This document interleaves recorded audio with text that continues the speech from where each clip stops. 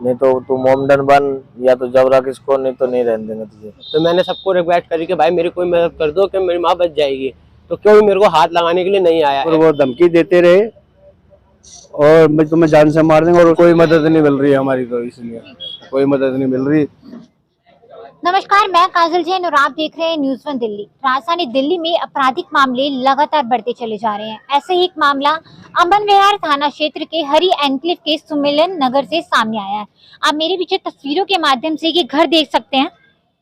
यहाँ से एक ऐसा मामला सामने आया है जो कि दिल दहला देने वाला मामला है। आपको बता दें कि इस घर के ही एक बेटे को प्रेम विवाह करना इतना भारी पड़ गया कि उसको प्रेम विवाह करने के कुछ महीने बाद ही अपनी मां की जान से हाथ धोना पड़ा।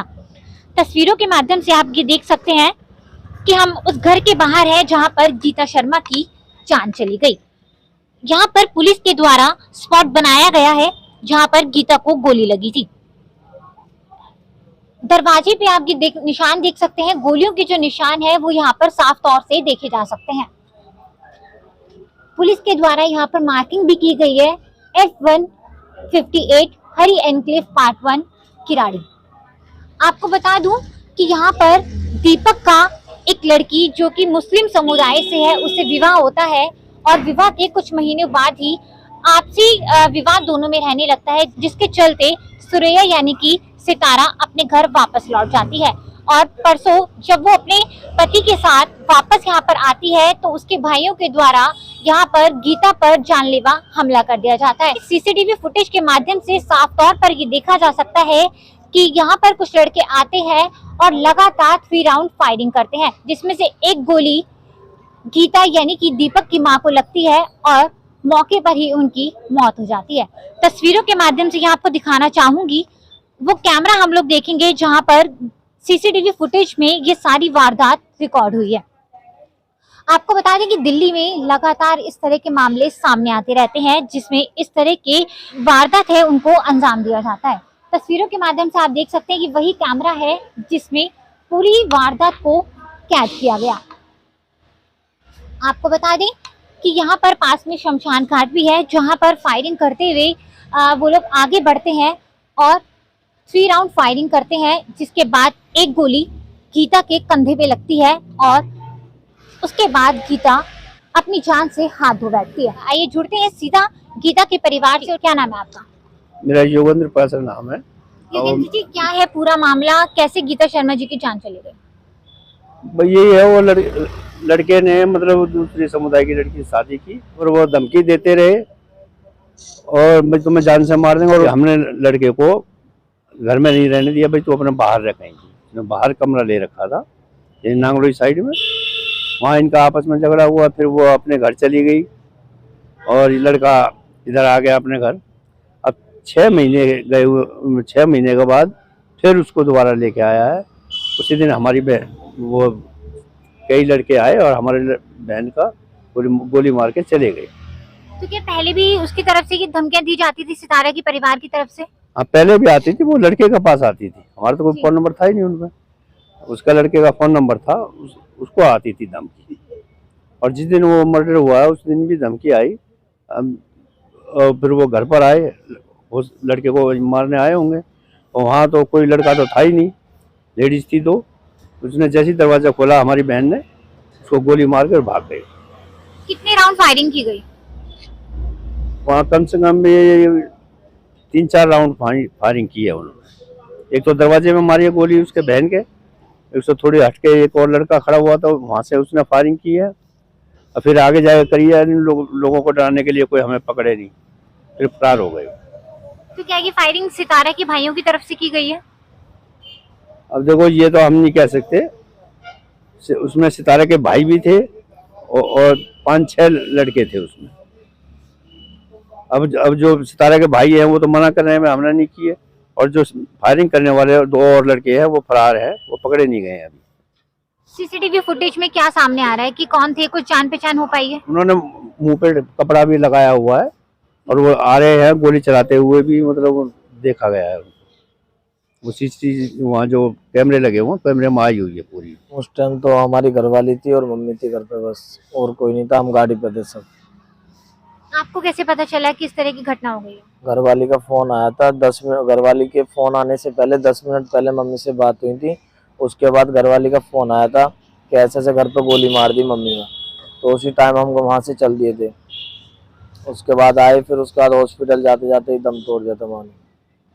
पहले भी किसी इस तरह की कोई धमकियां वगैरह आती थी उनकी तरफ से? हाँ, धमकी आती थी, भाई के लिए आती थी पहले तो। भाई के लिए मारने के लिए बोला था, फिर तो तेरे परिवार को मार देंगे, तूने हमारी बहन से शादी क्यों करी है ऐसे, नहीं तो तू मोमडन बन या तो जबरा किसको, नहीं तो नहीं रहने देंगे तुझे। तो वो जो उसके बाद गाली गलौज करने के बाद में वो घर पर आ गए, यहाँ गोली वोली मार के माँ के। फिर उसके बाद वो भाग गए, 3 फायर करे थे उन्होंने। दीपक और सितारा की शादी से दोनों ही परिवार खुश नहीं थे? नहीं, कोई खुश उसके बाद भी नहीं था। शादी हो गई? हाँ, उसके बाद भी कोई खुश नहीं था। तो मतलब सितारा के घर वालों को दीपक को ये कहना था कि तुम भी मोमडन मुस्लिम धर्म को अपना लो? हाँ जी, उन्होंने यही बोला था कि तुम अपने मुस्लिम धर्म को अपनाओ। और दीपक की जो घरवाली है इसने भी यही बोला था कि एक धर्म को निभा लो। तो उसने बोला था हिंदू निभा रहे, हिंदू मैं, तो उन्होंने नहीं तो तुम मुस्लिम अब आओ, तो उन्होंने नहीं आया। गहनों का क्या है मामला? गहने बताए जा रहे हैं कि गहनों के चक्कर में ये जो पूरा वारदात है, इसी चक्कर गहनों के लिए ही इस पूरी वारदात को अंजाम दिया गया है। वो पहले जब शादी हुई थी तो मम्मी ने कुछ उसके चीज वस्त्र दिए थे, कान के नाक के, मम्मी ने खुद बनवा के खेले बेटा पहन लिए। तो उनको तो वो पहले घर छोड़ आई, चली गई थी पहले भी घर पे, फिर उसके बाद आई, तो फिर उसके बाद भी रही, फिर उसके बाद फिर चली गई थी। फिर अब आई है वहाँ से अपने घर से। तो वो चीज जो दे रखी थी मम्मी को, तो उन्हीं को बता रहे हैं कि हमारी चीज लेके चली गई है यहाँ से। तो वो घर तक तो नहीं आई, वो भाई के पास ही आई। भाई ने ये बोल दिया था उनसे फोन करके कि तुम्हारी जो चीज लेके आई है, मैं आपकी चीज कल सुबह थाने आ जाना मन विहार, मैं तुम्हारी चीज सब दे दूंगा, आप ऐसी कोई मारदात मत करना। तो उन्होंने बोला नहीं, हमारी चीज हमें अभी चाहिए और हमारी बहन को हम अभी भेज दें। उन्होंने नहीं भेजी, तो उन्होंने अगले दिन ही हमारी माँ में गोली मार के भाग गए। गीता जी को पता था कि सुरैया अपने साथ में क्या क्या सामान लेकर आई है? नहीं, कुछ नहीं पता था हमको, किसी को नहीं पता था कोई सामान है क्या है क्या नहीं। हमें ये भी नहीं पता था वो आ भी गई है, वो तो बाद में ही पता पड़ रहा था शाम को, जब उनका भाई का फोन आया था। उन्होंने धमकी दी थी, जब ही फोन आया था कि ऐसे ऐसे बात हो गई है, वो मारने की धमकी दे रहे हैं। अब पुलिस का इस पूरी वारदात पर क्या कुछ कहना है? हाँ देखो, इंसाफ तो मिलना चाहिए, जो भी है हमारी घर से मांग गई है, इस चीज़ का तो इंसाफ होना चाहिए। 3 भाई हैं लड़की के, और एक इनका फ्रेंड है, जिन्होंने गोली मारी है वो अभी गिरफ्तार नहीं है, वो भी फरारी काट रहे हैं। अब भी उनसे हमें खतरा है। आप हॉस्पिटल लेके गए थे गीता जी को? मम्मी जी को मैं लेके गया था हॉस्पिटल, तो उस टाइम तक सांस चल रही थी। आधे रास्ते तो मैंने सबसे हेल्प मांगी, कोई हेल्प देने के लिए नहीं आया मेरे को, वरना मेरी माँ बच जाती। तो मैं अस्पताल तक ले जाते आधे रास्ते में मम्मी की सांस बंद हो गई। आपने देखा था कि गोली किसने चलाई थी? नहीं, मेरे को तो फोन करा गया था कि मम्मी के घर पे गोली वोली चली है। तो मैं मेरे को फोन करा, मैं खाना खाने बैठा था, वो खाना छाड़ के मैं जैसे पहुंचा, मैंने पहले नस छू के देखी, मम्मी की नस चल रही थी। तो मैंने सबको रिक्वेस्ट करी कि भाई मेरी कोई मदद कर दो कि मेरी माँ बच जाएगी। तो कोई मेरे को हाथ लगाने के लिए नहीं आया। एंड में मैंने अपनी भाभी को बाहर निकाला घर से, भाभी बाहर निकलो, लेके चलो कैसे करे। पुलिस वाले मना करने लगे, हम जिप्सी में लेके जाएंगे। फिर मैंने पुलिस वालों को बोला, सर जिप्सी में क्यों नहीं लेके जाओगे, माँ की जान बच जाएगी, उससे बढ़कर है क्या। तो फिर पुलिस वालों ने बोला ठीक है, फिर जिप्सी में डलवाया। फिर मैंने और भाभी ने मिलके फिर लेके गए हम उन्हें अस्पताल से पहले ही मेरी मम्मी की जान निकल चुकी थी, और कोई हमारी हेल्प में नहीं आया, सब शकल देखने वाले में से थे। कोई मदद नहीं मिल रही है हमारी, तो इसलिए कोई मदद नहीं मिल रही। उन्होंने पुलिस वालों ने वहां तक मदद नहीं करी। मेरी माँ दरवाजे में पड़ी हुई थी, पुलिस वालों से लड़का हेल्प की मांग रहा है कि भैया मेरी माँ को जिप्सी में बैठा लो। पुलिस वालों ने साफ मना कर दिया कि हम नहीं बैठाएंगे। अब किस तरह की इंसाफ की क्या मांग कर रहे हैं? इंसाफ की मांग ये कर रहे हैं मैम कि जिन्होंने भी ये काम करा है और जिसके जरिए करा है, इस लड़की के भाइयों ने करा है, इसको भी सजा मिले, लड़की को और इसके भाइयों को भी सजा मिले। बस हमारी ये मांग है मैम। कहते गीता के घर वाले, जो आपने सुना कि क्या इनका क्या कुछ कहना है कि पुलिस प्रशासन के द्वारा भी इन लोगों को किसी तरह की मदद नहीं मिल पा रही है। आपने सुना कि किस तरह से लोगों ने बताया कि सुरैया और सितारा के जो घर वाले हैं उनकी तरफ से ये जो फायरिंग की गई है, सारी ये जो पूरी वारदात है ये कहीं ना कहीं जेवर पर ही बेस्ड है। जेवर पर ही ये बताई जा रही है कि जेवर के लेन देन के पीछे ही इस तरह की घटना को अंजाम दिया गया है, क्योंकि कहीं ना कहीं ये माना जा रहा था कि या तो दीपक और सुरैया हिंदू धर्म को अपनाएं या फिर मुस्लिम धर्म को।